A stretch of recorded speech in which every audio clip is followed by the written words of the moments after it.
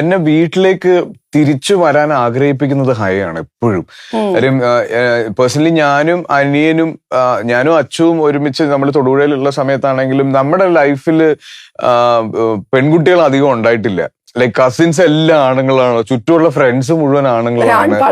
അപ്പൊ പെൺകുട്ടികളില് പ്രത്യേകിച്ച് ആ ഒരു ഏജിലുള്ള ഒരു പെൺകുട്ടി വളർന്നു വരുന്നതൊന്നും ഞാൻ കണ്ടിട്ടില്ല. അപ്പൊ ഒരുപാട് പേര് പറയുമായിരുന്നു ഇങ്ങനെ അപ്പന്മാരോട് പെൺപിള്ളേർക്ക് ഭയങ്കര സ്നേഹമാണെന്നുള്ളത്.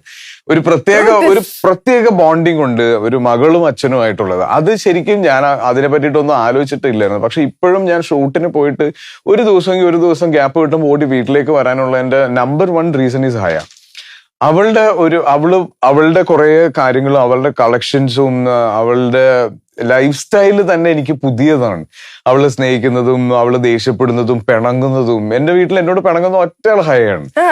മിണ്ടാണ്ടൊക്കെ ഇരിക്കും അവള്. ഒരു ഹാഫ് ഡേ ഒക്കെ മിണ്ടാണ്ടിരിക്കും, ആറ്റിറ്റ്യൂഡ് കാണിക്കും, ദേഷ്യപ്പെടും.